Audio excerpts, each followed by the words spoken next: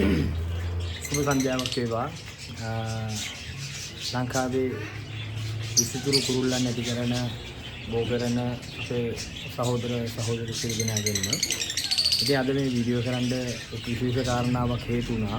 ඒක තමයි කවුරුත් දන්නවා දැන් අවුරුදු 5ක වගේ කාලයක් තිස්සේ ලංකාවේ වෙතාෆාම් ඕතරයිස් ඩීලර්ෂිප් එක පවත්වාගෙන ගිය පෙබ්බන් ශ්‍රී ලංකා ඒගොල්ලන්ගේ මිල Facebook පිටුවේ සඳහන් කරලා තියෙනවා 2026 වසරේ සිට ඒගොල්ලෝ වෙතාෆාම් ප්‍රොඩක්ට්ස් ලංකාවේ බෙදා හැරීම සහ උපදේශන සේවාවන් සම්පූර්ණ නතර කරන බවට.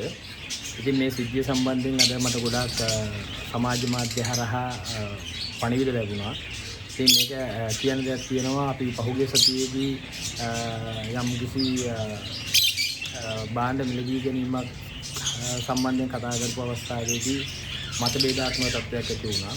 ඒ අවස්ථාවේදී මම වෙතාෆාම් ආයතනයේ හිමිකරු සමග සාකච්ඡා කරලා මම උකට පැහැදිලි කිරීමක් සිදු කළේ මේ ලංකාවේ ඇතුලේ කුරුල්ලෝ ඇති කරන බෝ කරන සුවහසක් අපේම සහෝදර සහෝදරයන්ට ඒගොල්ලන්ගේ ඉන්න කුරුල්ලන්ගේ ජීවිතය ආරක්ෂා කර ගැනීමට අත්‍යවශ්‍ය වෙන ප්‍රධාන ඖෂධ ටිකවත් ඒගොල්ලන්ට අපි මිලදී ගැනීමට බලාපොරොත්තු වෙන අවස්ථාවේ අපිට මිලදී ගැනීමට අවශ්‍යයි කියන එක.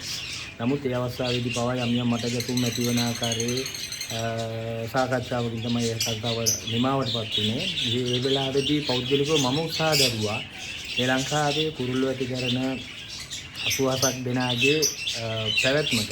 ඒ කියන්නේ අපි කුරුල්ලෝ ජෝඩුවක් ඇති කරනවා නම් ඒ කුරුල්ලන්ට අවශ්‍ය බෙහෙත් අපි තියාගන්න ඕනේ. ඒක ඇත්ත. ඉතින් මේ බෙහෙත් තියාගන්න අවශ්‍ය වෙන අවස්ථාවේදී අපිට මිලදී ගැනීමට හැකියාවක් තිබෙන්නම ඕනේ කියන මතය තමයි මම ඉන්නේ.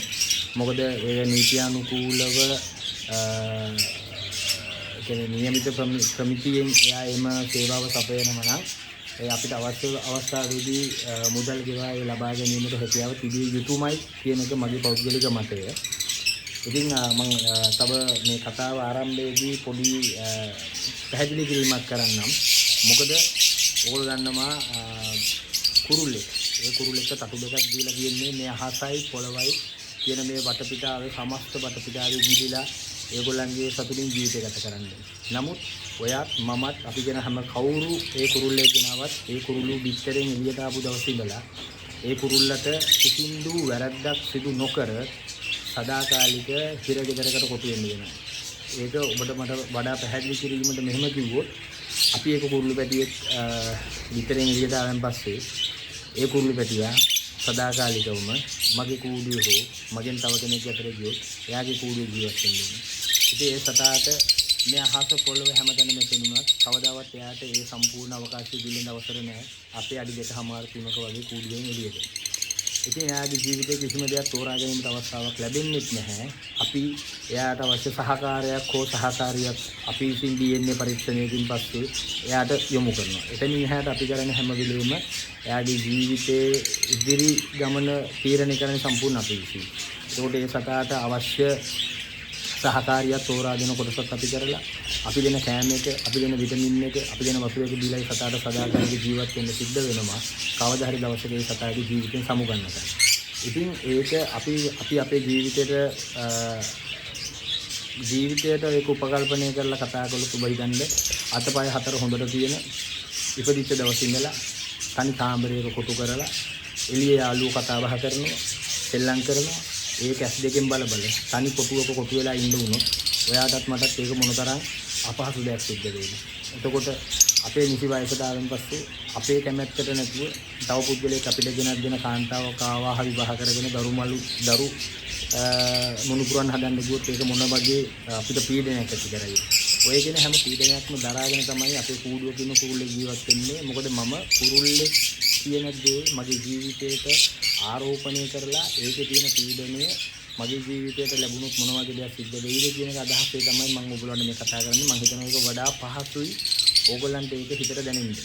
ඉතින් ඒ වගේ තත්ත්වයක් තියෙද්දී අපි ඒ කූඩු කරලා හදන කුරුළු ජෝඩුවකට අවශ්‍ය කෑම බීම ටික, විටමින් ටික, අවශ්‍ය මූලික පහසුකම් ටිකවත් හරියාකාරයෙන් සපයලා දෙනවා නම් ඒක තමයි මම හිතන්නේ අපි විසින් සිද්ධ කරන ඒ يعني අපි කොටු කරගෙන හදන ඒ අහිංසක සත්තු දෙන්නේ තුලින් අපිට කරන්න පුළුවන් සාධාරණ උපරිම සාධාරණේ මොකද අපිට බෑ ස්වභාවික පරිසරයෙන් ලැබෙන හැම දෙයක්ම දෙන්නේ නමුත් මම යෝජනා කරන්නේ අපිට පෞද්ගලිකව අපේ තියෙන හැකි පමණින් අපේ සතු වෙනුවෙන් සර්ව සාධාරණ දේවල් සිද්ධ කරනවා නම් ඒ සිතට දැනෙන ඒ දරදිකාරී හැඟීමෙන් යම් තාක් දුරකට හරි අත මිදෙන්න ඒක හොඳ පිටුවහලක් ඒ කියලා.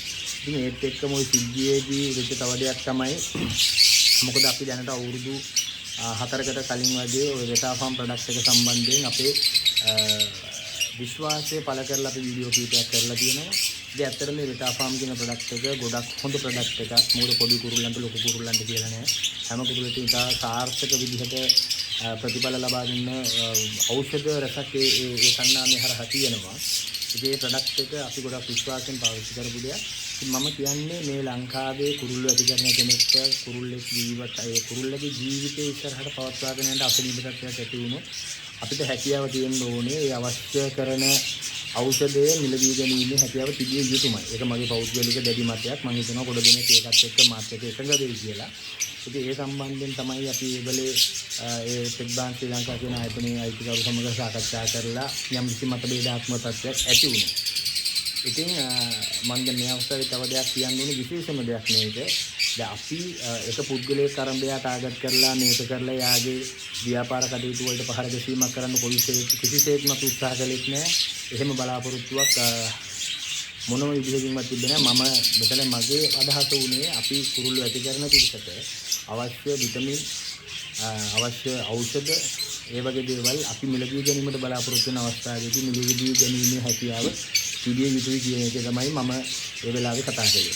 ඉතින් දැන් 2026 වසරෙන් පස්සේ ලංකාවට වෙටා ෆාම් ප්‍රොඩක්ට් එක හඳුන්වා දීමට නියෝජිත ආයතනයක් ඇති වෙයි. සමහරවිට මම කියන්නේ ලංකාවේ ඒ වගේ නියෝජිත ආයතනයක් නැති වුණත් ඒක අපිට ලොකු ගැටලුවක් නැහැ. මොකද එතකොට ඔයාට මට ඕන කෙනෙක්ට ඩිරෙක්ට් වෙටා ෆාම් කම්පැනි ආරහයි ප්‍රොඩක්ට් එක අපේ ගෙදරට ගෙන්න ගන්න හැකියාව තියෙයි. මොකද ඩීලර්ෂිප් එක නැති වෙද්දී අපිට මේ ප්‍රොඩක්ට් එක ලංකාවේ ඕන කෙනෙක්ට මිලදී ගැනීමේ නිදහස් අවකාශය ඇති වෙයි.